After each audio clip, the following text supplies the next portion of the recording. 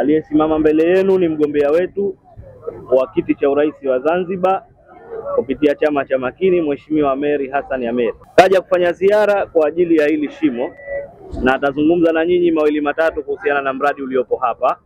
Lakini mimi ninachowaomba vijana na kina mama, tarehe 29 tunakwenda kutiki. Kwanza tiki iende kwa huyo mliyemshika Mheshimiwa Ameir Hassan. Ukipewa karatasi ya kura, anza mwisho.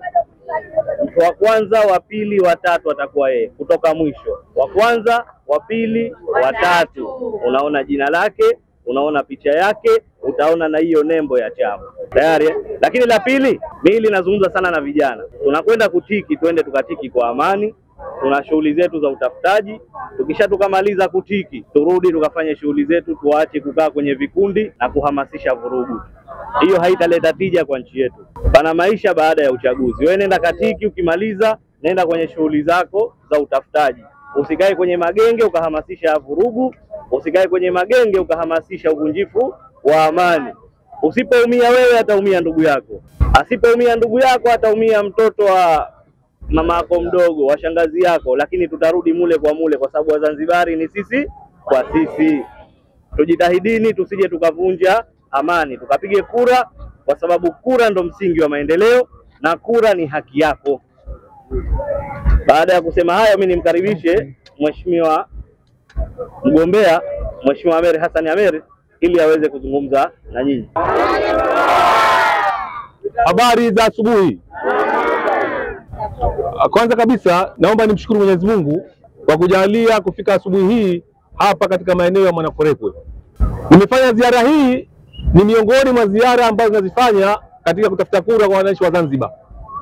Lakini hapa nimekuja kwa malengo mahususi na hasa kuzungumzia endapo wananchi wa Zanzibar watanipa kura, nini tutakifanya katika eneo hili la bwawa la Mwanakwerekwe.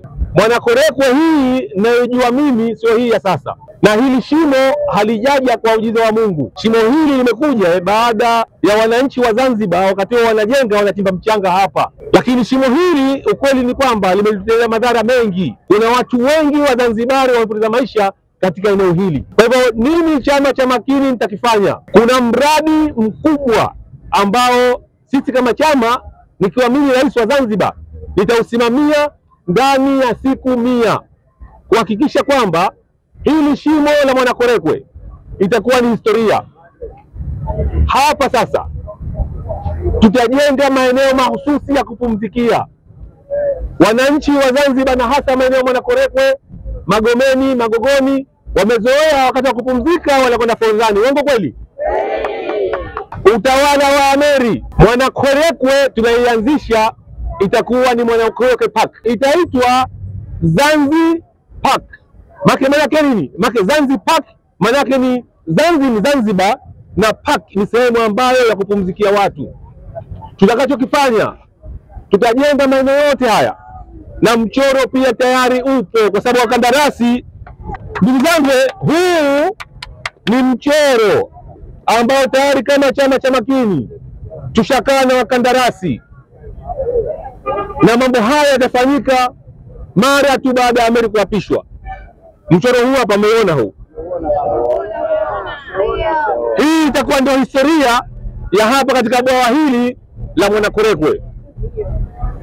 Tutaweka njia hapa za kukatiza wanaokwenda kwa baskeli, wanaokwenda kwa miguu na magari, lakini katikati tutajenga sehemu ya parking ya watu kufanya biashara zao. Katika hii ramani kuna vibanda tutajenga, kuna magorofa pia tutajenga. Hizi wenye nyumba hapa, serikali ya chama cha Makini itazinunua hizi nyumba, tutajenga gorofa kama ramani inavyoonyesha. Kwa nini tunataka kubadilisha mazingira ya Mwanakwerekwe?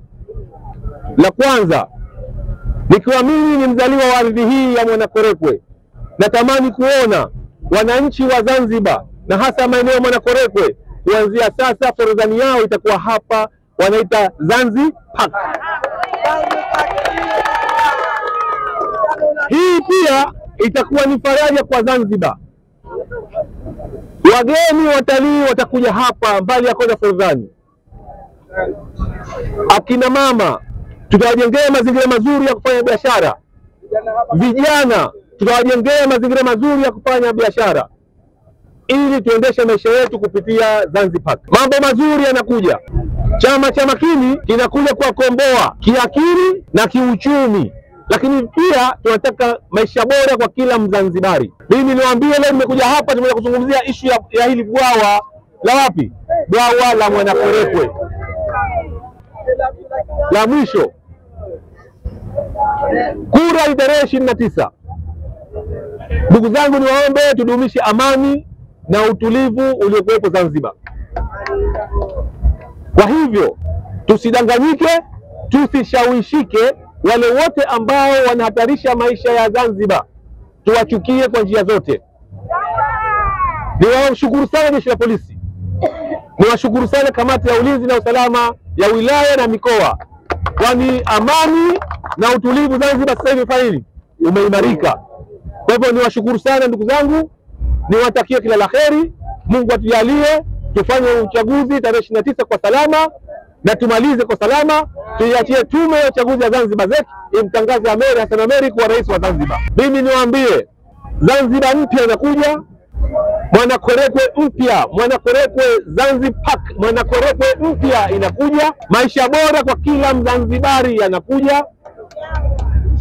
Tuendeleze kudumisha amani. Baada tu ya kuapishwa nakuja hapa Mwanakwerekwe tukijaliwa kwa uwezo wa Mwenyezi Mungu. Endapo Ameir sijashinda, na nina mpango wa kuanzisha mchoro kama huu. Huu ndio mchoro wetu wa hapa. Kama sijashinda, je, nitafanya nini?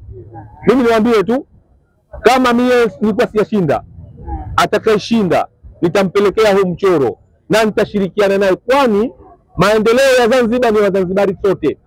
Tuacheni wizi, na mwizi yeyote ambaye ndani ya serikali ya Makini hana nafasi. Asante sana. Serikali ya chama cha Makini haitojali urafiki. Sisi tunataka mtendaji kazi ili kuletea wananchi maendeleo. Niwashukuru sana ndugu zangu, asanteni sana. Tukutane tarehe 29 kwenye kisanduku.